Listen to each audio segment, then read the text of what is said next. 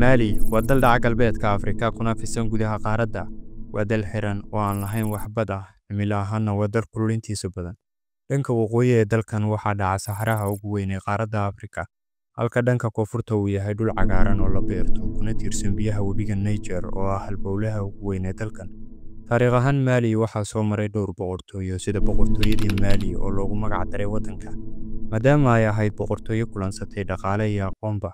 waxaana la aasaasay sanadkii 1235. Sundiata Keita ayaana ahaa aasaasihii iyo boqorkii ugu horreeyay boqortooyada Mali, waxaana lagu xasuustaa inuu mideeyay qabaa'ilada dalkan isagoo dhisay boqortooyo awood badan oo waqti barwaaqaha dalka soo xukuntay. Juqraafi ahaan dalkan ayaa xuduud la wadaaga 7 dal oo kala ah Algeria, Niger, Burkina Faso, Ivory Coast, Guinea, Mauritania iyo Senegal. waxaana muuqaalkan ku dul istaagi doonaa taariikhda dalkan iyo dadkiisu ku leeyihiin galbeedka Afrika iyo sida magaca Mali uu ku noqday magaca dalkan. Balse intaan u guda gelin muuqaalka, haddii ay tahay markii kuugu horreysay, fadlan nagu soo biir oo ka mid noqo saaxiibada halkan ku xiran. aan dib ugu noqono qarnigii 12aad, waxaa jirtay boqortooyo lagu magacaabo Susu, waxaana boqor ka ahaa nin lagu magacaabo Soumaoro Kante. waxa ay ahayd boqortooyo qadiimi ah oo bedeshay boqortooyadii weyneed ee Ghana. inkastoo aysan ahayn boqortooyo aad u ballaaran sida boqortooyadii Ghana, haddana waxa ay ka tarin jirtay 3 ilaa 4 dal oo casriga maanta ah dhaca galbeedka Afrika sida Mali, Guinea, Senegal iyo qaybo ka mid ah Mauritania. boqortooyadan ayaa ahayd mid qadiimi ah, intii ay jirtayna waxaa xukumayay Soumaoro Kante. taariikhyahanada Afrikaanka waxa ay sheegaan inuu ahaa hogaamiye adag oo naxariis daran, wuxuuna xukunkiisa adag ku abuuray nidaam iyo kala dambeyn ay saldhig u tahay cabsida ay dadku ka qabeen.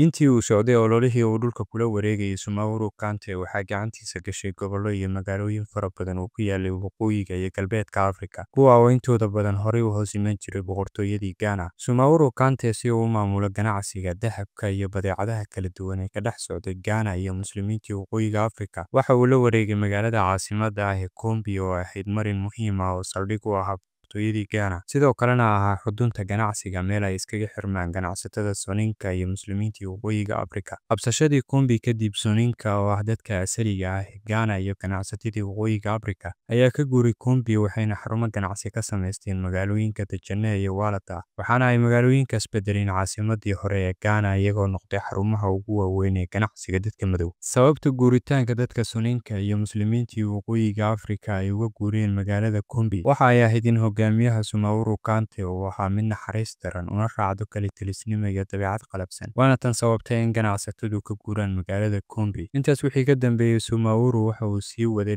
dhulballaarsigiisa ilaa uu gaaro magaalada Kingaba oo ay degganaayeen dadka Mandinka oo ahaa dhexdhexaadiyayaal ganacsi, kuwa oo isku xiri jiray ganacsiga ka yimaada saxaraha waqooyiga Afrika iyo koonfurta Afrika, gaar ahaan agagaarka Niger. waxaana dadka Mandinka ay u kala gudbin jireen badeecadaha ay wataan dadka ganacsatada ah ee labada dhinac ka kala yimaada, maadaama ay ahaayeen dad si wanaagsan u yaqaanay wadooyinka, dhaqanka iyo luqadaha. dahabka laga soo saaro koonfurta ayaa la sii marsiinayay iyaga, waxaana loo gudbin jiray dhanka waqooyi si loo geeyo Masar, wadamada Carabta iyo reer galbeedka. sidii dhici jirtaba, Soumaoro Kante wuxuu cadaadis ku bilaabay dadkii deganaa Kingaba, wuxuuna ula dhaqmay si fool xun, waxaana dadka Mandinka lama huraan u noqotay inay helaan hogaamiye ay iyagu leeyihiin, meeshana laga saaro xukunka Soumaoro Kante. waxaa bilowday kacdoon looga soo horjeedo xukunka Soumaoro Kante, waxaana dhaqdhaqaaqaasi madax looga dhigay Sundiata Keita oo ahaa hogaamiye ka soo jeeda qoys boqortooyo. Sundiata Keita ayaa si geesinimo leh u hogaamiyey dagaal lala galay boqortooyadii Susu uu hogaaminayay boqorkii ay cadaadiska badan kala kulmeen dadka Mandinka, waxaana uu dagaalkaasi sababay in dadka Mandinka ay ka guuleystaan Soumaoro Kante iyo xulafadiisa. dagaalkaas oo dhacay sanadkii 1235 waxaa lagu dilay hogaamiyihii boqortooyadii Susu, Soumaoro Kante, waxaana sidaas ku burburay xukunkii boqortooyadaas, waana halka ugu dambeyn ay ka dhalatay boqortooyadii Mali, taa oo loogu magac daray dalka Mali. Sundiata Keita uu noqday hogaamiyihii boqortooyadaas. dagaalkii Kirina wuxuu ahaa dagaal lagu galay go'aan ka dhan ah boqorkii Susu oo xukumayay badankood dhulka Mali. dagaalkan, Sundiata wuxuu ku guuleystay inuu dilo Soumaoro Kante oo uu soo ceshado xuknimada dadka Mali. guusha dagaalkii Kirina waxay ahayd bilowga boqortooyadii Mali oo noqotay mid xooggan dhan kasta, ganacsi iyo mid bulsho ahaanba, iyadoo Sundiata uu maamulay si caqli iyo cadaalad leh, isagoo abuurtay federation u oggolaanaya qabaa'ilooyinka kala duwan inay ka qayb qaataan go'aamada boqortooyada. dagaalkan wuxuu calaamad u ahaa bilowga awoodda Mali ee galbeedka Afrika, waxaana halkaas ku soo koobaynaa sida uu ku yimid magaca Mali iyo boqortooyooyinkii soo maray waddankan dhaca galbeedka Afrika.